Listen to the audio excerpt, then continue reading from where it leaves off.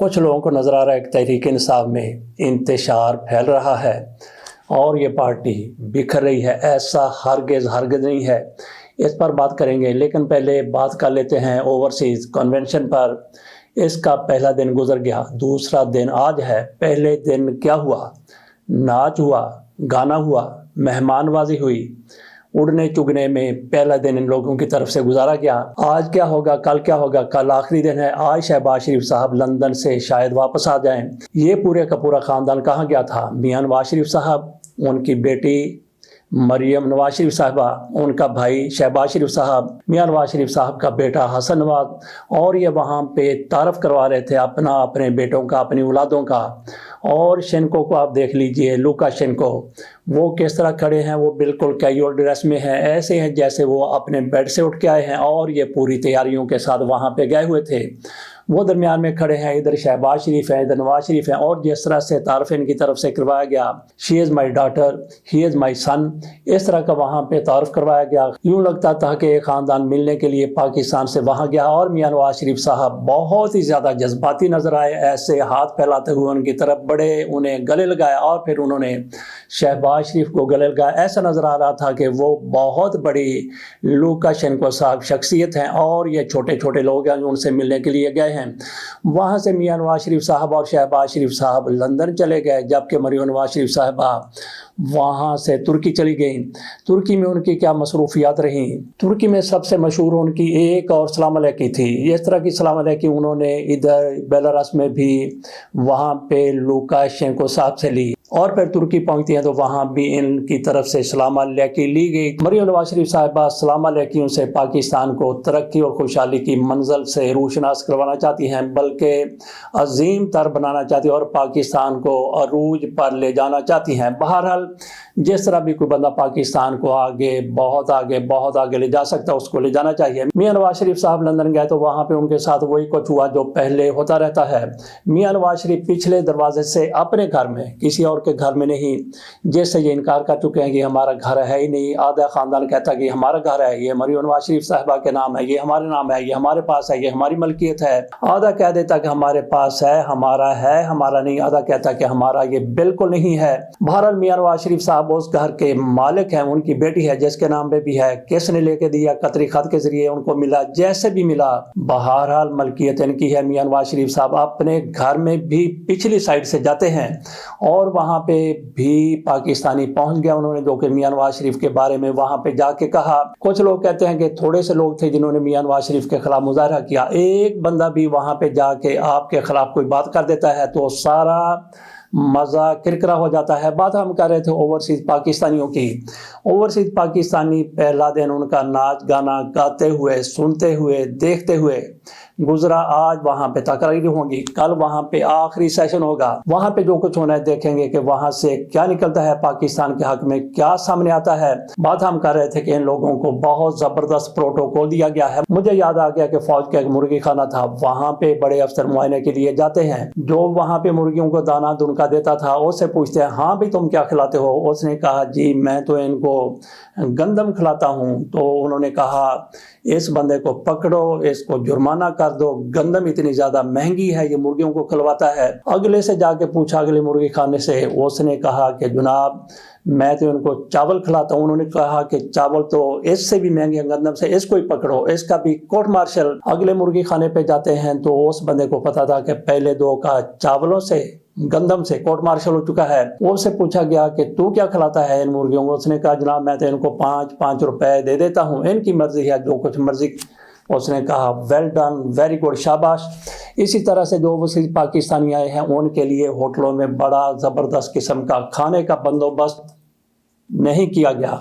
ان کو پیسے دے دیے گئے کہ جاؤ جہاں سے آپ کا دل کرتا ہے کھانا کھاؤ، نہ کھاؤ. اگر کسی نے کھانا کھانا ہے، زبردست کھانا ہے، پی سی میں کھانا ہے تو کھا لے، اگر کسی نے نہیں کھانا تو پھر خصموں کو کھائے. بہرحال یہ لوگ اپنی مرضی سے کسی ڈھابے پر بیٹھے ہوئے ہیں، کسی بڑے ہوٹل میں بیٹھے ہوئے ہیں، کسی چھوٹے ہوٹل میں بیٹھے ہیں. ہو سکتا ہے کچھ اپنے گھر سے یا اپنے رشتہ داروں کے گھر سے کھانا کھا کے آ جائیں. بہرحال ان کو بہت ہی زبردست پروٹوکول دیا گیا ہے، تو اس پروٹوکول کے لیے وہ بھی خوش ہیں. اور پاکستان پاکستان کے حوالے سے ہماری رجیم جو ان سے کہلوانا چاہتی ہے پاکستان سے واپس جائیں گے، وہاں پہ یہ کہنے کے لیے بالکل تیار ہیں۔ مسلم لیگ نون کا ذرا ویژن ملاحظہ کیجئے۔ شہباز شریف صاحب کی طرف سے ہر موقع پر کہا جاتا ہے کہ ہم جو کچھ بھی پاکستان میں کر رہے ہیں یہ میاں نواز شریف صاحب کے کہنے پر، ان کے احکامات پر پاکستان کو آگے بہت آگے لے جا رہے ہیں۔ میاں نواز شریف صاحب کے ویژن کے مطابق، ان کا ویژن دیکھیے کہ ان لوگوں کی طرف سے کس کو سینیٹر بنا دیا جاتا ہے، کس کو قومی اسمبلی میں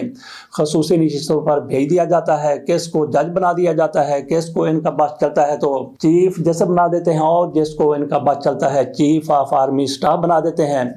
ویژن کا ملاحظہ کیجئے۔ میں تھوڑی دیر پہلے ایک پروگرام دیکھ رہا تھا، شائستہ یوسف یہ ARY پر پروگرام کر رہی تھی، وہاں پہ ہمایوں مہمان تحریک انصاف کے اور ایک آزاد جو پہلے مسلم لیگ نون کے بڑے ہی قابل اعتماد میاں نواز شریف کے لیڈر ہوا کرتے تھے، زبیر عمر، وہ تھے، اور وہاں پہ ایک ناصر بٹ صاحب بھی بیٹھے ہوئے تھے، اور وہاں پہ جو بات ہو رہی تھی ناصر بٹ وہاں پہ جو کچھ کہہ رہے تھے کوئی سینس نہیں، کوئی ویژن نہیں، کوئی عقل کی بات نہیں، بس کہہ رہے تھے کہ انہوں نے 9 مئی کیا ہے، انہوں نے 26 نومبر کیا ہے، اگر انہوں نے کیا ہے تو پھر ان کو سزا بھی ملنی چاہیے۔ ہمایوں مہمان کی طرف سے کہا گیا کہ میرا لیڈر عمران خان ہے اور ان کا لیڈر میاں نواز شریف ہے، یہ کل میاں نواز شریف کے پیچھے کھڑے تھے، آج یہ مریم نواز شریف صاحبہ کے پیچھے کھڑے ہیں، کل ان کی اولادوں کے پیچھے کھڑے ہوں گے۔ اس پر ناصر بٹ کی طرف سے کہا گیا کہ میں مسلم لیگ نون کا کارکن ہوں، میں مسلم لیگ نون کا لیڈر ہوں، یہ ان کی طرف سے کہا گیا، اور میں میاں نواز شریف کے پیچھے کھڑا تھا، ان کی طرح اس طرح نہیں ہے، ان کی طرح اس طرح نہیں ہے، اس طرح کی وہ باتیں کر رہے تھے،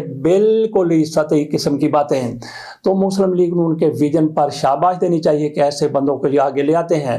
انہوں نے ٹھیک ہے کہ آپ کے لیے ویڈیو بنا دی، ارشد ملک کو انہوں نے بلیک میل کیا، آپ کے لیے بہت بڑا کارنامہ انجام دے دیا، آپ ان کو کوئی ویڈیو کی دکان بنا دیتے، ایسا کوئی کاروبار کروا دیتے، لیکن یہ ایسا کرتے ہیں جو بندہ ان کے لیے تھوڑی سی خدمات انجام دیتا ہے یہ اس کو سیاست میں لے آتے ہیں اور اس کو پھر اونچے سے اونچے مقام پر اونچے سے اونچا عہدہ دے دیا جاتا ہے۔ جیسے ایک ممنون حسین صاحب، میاں نواز شریف کو ان کے گول گپے پسند آئے، ان کو پاکستان کا صدر بنا دیا گیا۔ اسی طرح سے سید الزمان صدیقی صاحب تھے، ان کا ان کو فیصلہ پسند آ گیا، آپ ان کو چیف جسٹس بنا دیں، کوئی ایسا اور عہدہ دے دیں، ان کو گورنر سندھ بنا دیا گیا۔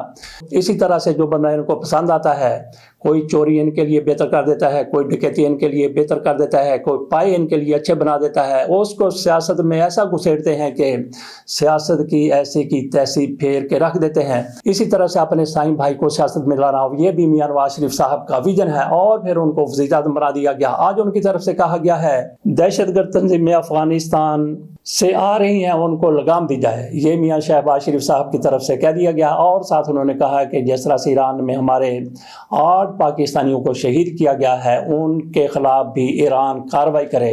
یہ بھی جناب میاں شہباز شریف صاحب کا بیانات دے رہے ہیں، تو کس قسم کے بیانات دے رہے ہیں، افغانستان کے حوالے سے کیا کہہ رہے ہیں، ایران کے حوالے سے کیا کہہ رہے ہیں، اور آپ کے جو متعلقہ لوگ ہیں وہ کہاں پہ سوئے ہوئے ہیں۔ ایران کو کہہ رہے ہیں کہ یہاں پہ پاکستان میں آنے والے دہشت گردوں کو لگام دی جائے، تو شہباز شریف کے کہنے پر لگام دے دی جائے گی۔ جب ہم ویژن کی بات کرتے ہیں تو ایسا ہی پیپلز پارٹی والوں کا بھی ویژن ہے۔ مراد علی شاہ صاحب کی طرف سے بھی ان کا ویژن بڑا زبردست، ان کی طرف سے جو بیان دیا گیا، انہوں نے کہا کہ اگر ہماری نہ بات مانی گئی، اگر نہریں نکالی گئی تو پھر ہم حکومت چھوڑ دیں گے۔ کیسا بیان ہے، کیسا ممکن ہے کہ مراد علی شاہ صاحب کے کہنے پر حکومت چھوڑ دیں، بلکہ تو مراد علی شاہ صاحب خود بھی حکومت کبھی نہیں چھوڑیں گے، حکومت کا ساتھ نہیں چھوڑیں گے، لیکن ان کی طرف سے کہہ دیا گیا کہ ہم حکومت کا ساتھ چھوڑ دیں گے اگر نہریں نکالی گئی۔ ساتھ وہ کہتے ہیں کہ صدر کے پاس یہ اختیار ہی نہیں ہے کہ وہ نہروں کے حوالے سے کوئی بات کریں، اگر اختیار نہیں ہے تو پھر آصف علی زرداری صاحب کی طرف سے کیوں کہا گیا؟ آصف علی زرداری صاحب کی بات کی جائے تو جب تک وہ پیپلز پارٹی میں ہیں، بلکہ جب تک وہ زندہ ہیں، ان کا ہر کہنا پیپلز پارٹی کے لیے، ایسے لوگوں کے لیے آئین سے بھی بڑی حیثیت رکھتا ہے۔ آصف علی زرداری صاحب کیا پاگل ہیں کہ انہوں نے کہہ دیا کہ نہریں نکالی جائیں؟ اب یہ کہہ رہے ہیں کہ آصف علی زرداری کا کہا ہوا کوئی آئین نہیں ہے، آئین میں کہاں لکھا ہے کہ آصف علی زرداری یا صدر صاحب نہروں کے حوالے سے کوئی فیصلہ کر سکتے ہیں یا نہروں کے حوالے سے کوئی منظوری دے سکتے ہیں؟ تو پھر آصف علی زرداری صاحب سے جا کے پوچھیں کہ انہوں نے کیوں ایسا کہہ دیا تھا۔ बहरहाल आसिफ अली जरदारी साहब भी इससे मुकर गए हैं। हो सकता है कि उनके कहने पर या फिर बिलावल भुट्टो जरदारी के कहने पर कहा गया हो कि आप इनकार कर दें। बहरहाल आप इकरार करें या इनकार करें, नहरें निकालने के लिए आसिफ अली जरदारी साहब की तरफ से कहा गया था। अगर ना भी कहा गया होता तब भी नहरें निकलेंगी और हर सूरत निकलेंगी। आप बाइकाट करें, जो भी करें, हुकूमत छोड़ें। अव्वल तो आपने हुकूमत छोड़ी नहीं, क्योंकि आपके पाँव के तले आया हुआ बटेरा है, ये फिर कभी इस तरह से आपके पाँव के नीचे नहीं आना। आप आजकल जिस तरह से आप इक़्तिदार में आके बैठे हुए हैं, ये आपकी आखिरी बारी है। अगर पाकिस्तान में जमहूरियत अपने असल रूप में सामने आ गई तो अगर इसी तरह से आप फॉर्म 47 पर आते रहे और आइंदा भी ऐसा होता रहा कि फॉर्म 45 उधर पड़ा हुआ है, फेंका हुआ है, और फॉर्म 47 वाले आपके सर के ऊपर फॉर्म 47 भी रख देते हैं, हाथ भी रख देते हैं, अगर ऐसा नहीं होता तो फिर आखिरी बारी आप लोगों की समझी जाए। बात अब मैंने की थी कि शाइस्ता यूसुफ साहिबा की तरफ से प्रोग्राम कंडक्ट किया गया। वहाँ पे जो सवाल किया जाता था, इनसे नासिर भट्ट साहब से सवाल, गंदम और जवाब इनकी तरफ से चना आता था। तो बाकी ARY चैनल है, जियो हो या दीगर चैनल भी हो, समा हो, तो वहाँ पे हुमायूं महमद की तरफ से जो बात की जा रही थी, तहरीक इंसाफ के वाले से जो बात कर रहे थे, वहाँ पे बैठी हुई मेज़बान जब तक वो बात करते रहे तब तक बड़ी बेचैन नजर आती रही। एक मौके पर उनकी तरफ से कहा गया कि राब्ते में खलल है, हालांकि बिल्कुल कोई खलल नहीं था। असल में इनके इस साइड पे खलल है और कहीं और से ये खलल पैदा किया जाता है। चलते चलते बात कर लेते हैं गवर्नर साहब की। ये सलीम हैदर साहब गवर्नर है, पंजाब के गवर्नर है। इनका विजन भी मुलाहिजा कीजिए। इनकी तरफ से कहा गया है कि गवर्नर हाउस में कोई भी इसराइल की बनाई हुई चीज़ सर्व नहीं की जाएगी। कोई बोतल, कोई मशरूब, किसी भी किस्म की कोई चीज़ वहाँ पे सर्व नहीं की जाएगी। और इनको आज नजर आया है, आज इनको पता चला है कि इसराइल की चीज़ें वहाँ पे सर्व होती हैं। इन्होंने कहा जब तक मैं गवर्नर हूँ यहाँ पे इसराइल की कोई भी प्रोडक्ट नहीं आएगी। तो इससे पहले 1.5-2 साल से जिस तरह से इसराइल की तरफ से फ़लस्तीनियों पर जुल्म हो रहा है, लोगों की तरफ से बाइकाट किया गया है, तो आप क्या सोए हुए थे? ऐसे लोग होते हैं जिनको कहा जाता है कि ये ख्वाबीदा हैं, सोए हुए लोग हैं। इसी तरह से हमारे वज़ीर आज़म साहब, वो भी ये ख्वाबीदा गवर्नर हैं और वो सोतनीदे किस्म के वज़ीर आज़म हैं और पाकिस्तान चला जा रहा है। इसके साथ इजाज़त दीजिए, अल्लाह हाफ़िज़।